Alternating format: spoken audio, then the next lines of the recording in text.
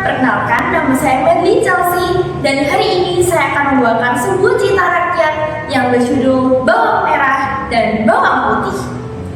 Pada zaman dahulu, di sebuah desa kecil, hiduplah seorang gadis yang cantik dan baik hati bernama Bawang Putih. Bawang Putih tinggal bersama ayah dan ibunya. Kehidupan mereka sangat sederhana, tapi penuh kebahagiaan.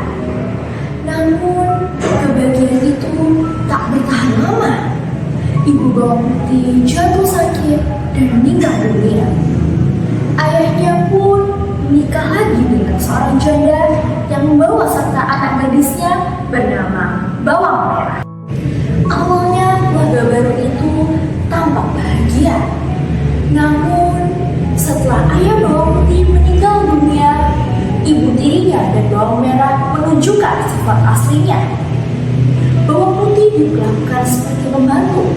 Setiap hari ia harus mencuci, menyapu, memasak, bahkan menimba air. Semuanya sendiri.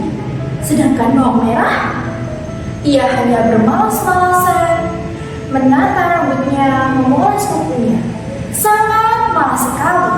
Namun Bawang Putih tidak pernah mengeluh. Ia mengerjakan semuanya dengan ikhlas dan selalu tersenyum. Suatu hari, Bawang Putih disuruh oleh ibu tirinya untuk mencuci di sungai. Tanpa sengaja, biur! Selendang kesayangan ibu tirinya hanya terbawa arus. Bawang Putih pun panik. Ia berlari menyusuri sungai.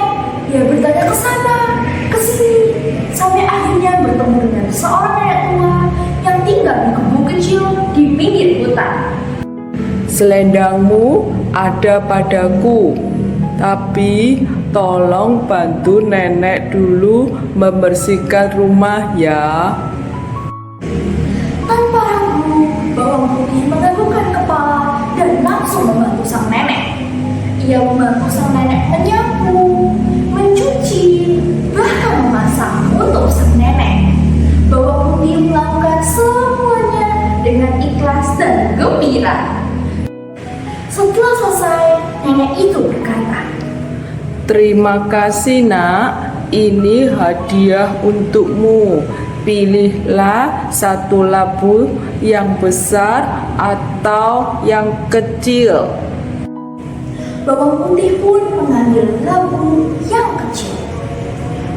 Yang kecil saja, Nek. Saya tak ingin serakah. Lalu ia pulang ke rumah. Sesampainya di rumah, labu itu dibuka. Krek! Dan wah, ternyata isinya emas, perhiasan, dan permata. Ibu tiri dan Bawang Merah langsung terpana.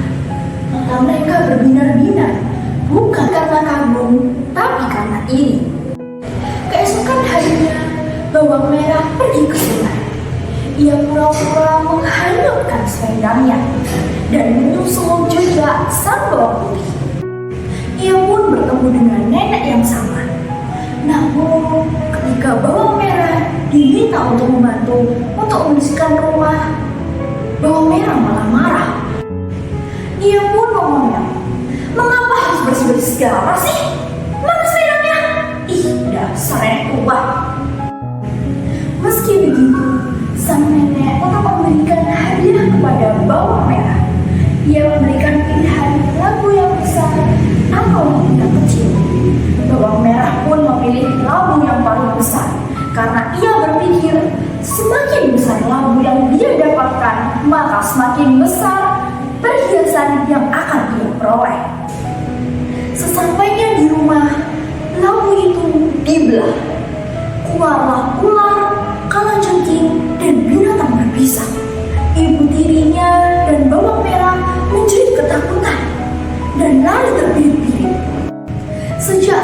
itu, ibu tirinya dan bawang merah meminta maaf kepada bawang putih. Karena bawang putih memiliki hati yang tulus dan baik hati, ia memaafkan ibu tirinya dan bawang merah. Akhirnya keluarga itu hidup rukun dan bahagia kembali. Dari kisah ini kita belajar bahwa kebaikan dan kesabaran pasti akan membawa berkah, sedangkan keserakahan dan kejahatan hanya akan membawa celaka. Kita harus seperti bawang putih yang rajin dan mempunyai hati yang tulus dan suka memaafkan orang lain. Sekian cerita saya hari ini dan terima kasih.